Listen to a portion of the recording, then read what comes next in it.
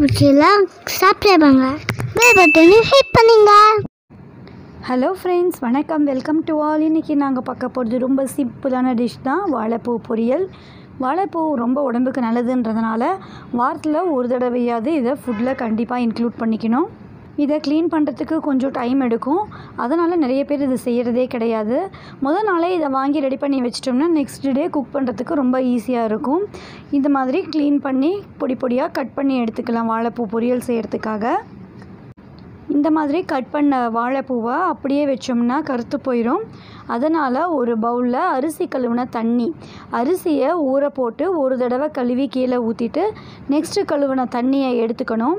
அது கூட ஒரு 2 டேபிள் ஸ்பூன் அளவுக்கு தயிர் இல்லைன்னா நீர்மோர் கூட சேர்த்துக்கலாம். எல்லாத்தையும் கலந்து வச்சு இந்த மாதிரி கட் பண்ண வாழைப்பூவை அதில் எடுத்து போட்டுடணும். கட் பண்ணவே அதுக்குள்ளே எடுத்து போட்டுடணும், இல்லைன்னா வாழைப்பூ கருத்து போக ஆரம்பிச்சிடும்.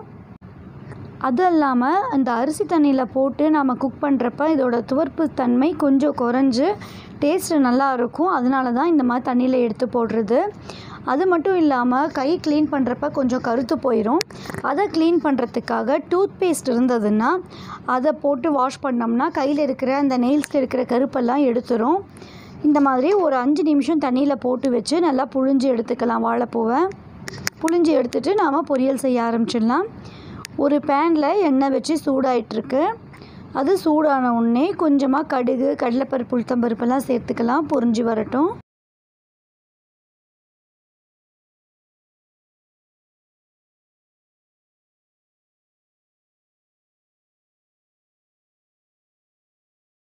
கடுகு, உளுத்தம்பருப்பெல்லாம் பொரிஞ்சிருச்சு. இப்போ கட் பண்ணி வச்சுருக்கிற பெரிய வெங்காயம் சேர்த்துக்கிறேன்.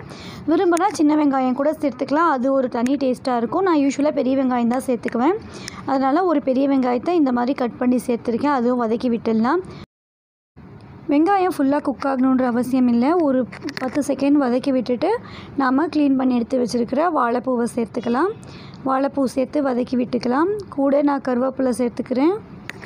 இப்போது இது கூட சிம்பிளாக மஞ்சள் தூள், மிளகாய்த்தூள், உப்பு நம்ம தேவைக்கேற்ப நாம் சேர்த்துக்கலாம். மிளகாய்த்தூள், உப்பெல்லாம் நான் கொஞ்சமாக தான் சேர்த்துருக்கேன்.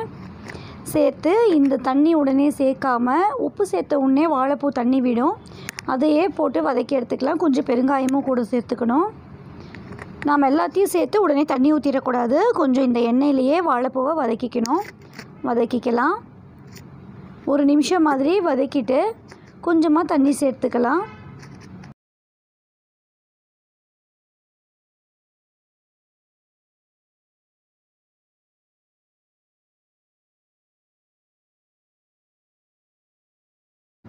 பாருங்கள், இந்த அளவு நல்லா தண்ணி சுண்டி வதங்கிடுச்சு.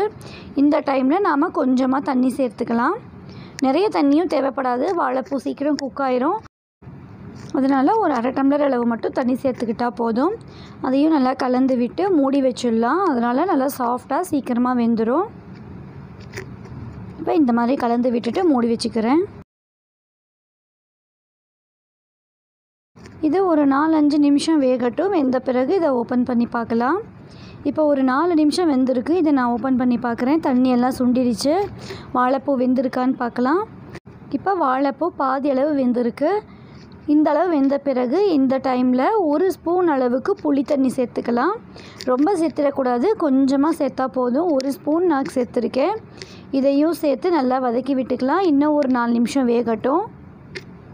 நல்லா சாஃப்டாக வேகட்டும். வாழைப்பூ நல்லா சாஃப்டாக வேகணும். சரியாக குக் ஆகலைன்னா வயிறுக்கு எடுத்து விட்டுரும், வயிறு வலி எடுத்துக்க ஆரம்பிச்சிக்கும். அதனால் நல்லா சாஃப்டாக வெந்த உடனே எடுத்துக்கலாம். இப்போ பாருங்கள், வாழைப்பூ நல்லா வதங்கிருச்சு. அளவு பாருங்கள், பாதி அளவு குறைஞ்சிருச்சு நம்ம சேர்த்ததுக்கு. இந்த மாதிரி தொட்டு பார்த்தோம்னா நல்லா தெரியும். பாருங்கள், நல்லா சாஃப்டாக வெந்திருக்கு. இந்த டைமில் நம்ம திருகி வச்சுருக்கிற தேங்காய் சேர்த்துக்கலாம். நமக்கு தேவையான அளவு தேங்காய் சேர்த்துட்டு அதையும் சேர்த்து ஒரு 2-3 நிமிஷம் நல்லா வதக்கிக்கணும். தேங்காய் சேர்த்து நல்லா வதக்கலைன்னா வாழைப்பூ எந்த ஒரு பொரியலாக இருந்தாலுமே சீக்கிரம் கெட்டு போக பார்க்கும்.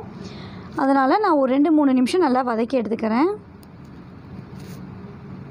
அவ்வளோதான், ஒரு 3 நிமிஷம் ஆகிடுச்சு. வாழைப்பூ பாருங்கள் சூப்பராக தயாராகிடுச்சு. ரொம்ப சத்தான வாழைப்பூவை இந்த மாதிரி ஒரு பொரியல் செஞ்சு சாப்பிட்டு பாருங்கள். உங்களுக்கு இந்த வீடியோ பிடிச்சிருந்ததுன்னா லைக் பண்ணுங்கள், ஷேர் பண்ணுங்கள், மறக்காமல் சப்ஸ்கிரைப் பண்ணிவிட்டு பெல் பட்டனையும் கிளிக் பண்ணிக்கோங்க. இந்த வாழைப்பூ ரெசிபியை நீங்கள் ட்ரை பண்ணி பார்த்துட்டு உங்கள் ஃபீட்பேக்கை சொல்லுங்கள். தேங்க்ஸ் ஃபார் வாட்சிங்.